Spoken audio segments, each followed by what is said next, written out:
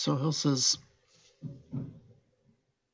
we want to understand why it is that we have this sense of moral discomfort at the idea of a person who just assigns nothing but intrinsic value, or sorry, nothing but extrinsic value to the environment, and who would just wantonly destroy it if the cost benefit analysis and the rights of people and animals involved allowed it.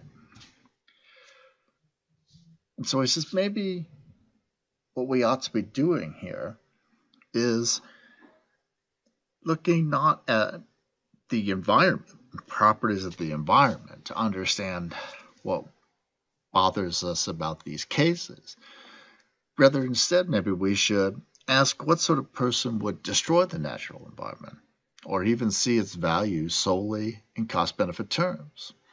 And by looking at that, by trying to understand maybe why we find the behavior disturbing as indicative of the individual and their mode of interacting with the world, their character, we might find something that makes more sense to us.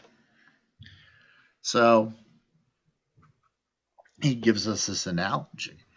He says, imagine that there's this evil old man who's through no immoral acts of his own come across a whole bunch of human skin and is puzzled by our reaction when he says, oh, maybe I should make a lampshade out of this. Hill says, look, there's something deeply disturbing about a person who would even ask why that would be wrong. And so he says, maybe we should look at what it is about this person that we find morally disturbing. And then he proceeds to go through and give us an answer.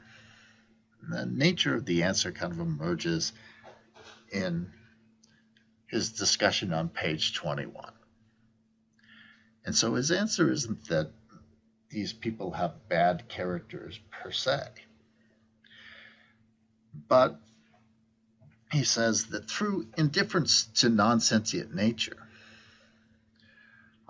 though indifference to non-sentient nature is not itself a moral vice, it is likely to reflect either ignorance, self-importance, or a lack of self-acceptance, which we must overcome to have proper humility.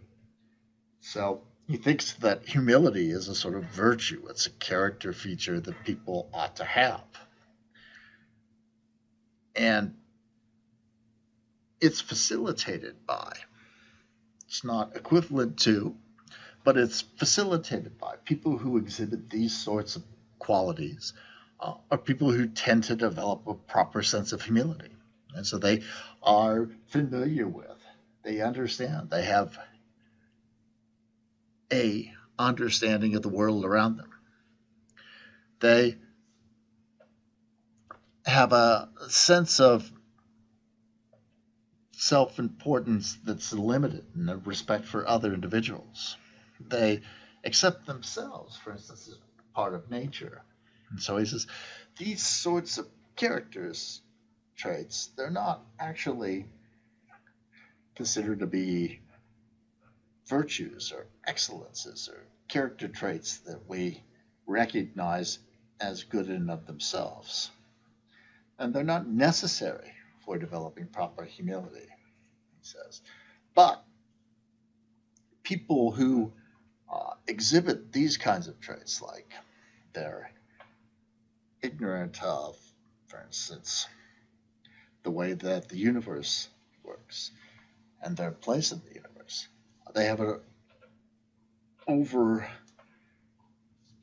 sense of their own importance, or they don't really accept themselves as natural creatures in a natural world.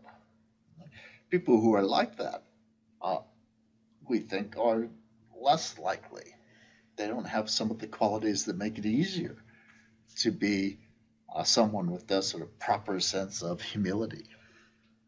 It makes a similar case with regard to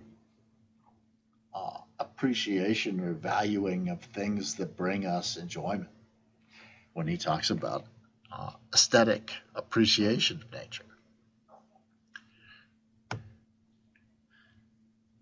So then we're left to ask, okay, so what is Hill really telling us then? Is he telling us that the problem with these people is that they're defective? That we should tell them that they're bad people when they do things like this?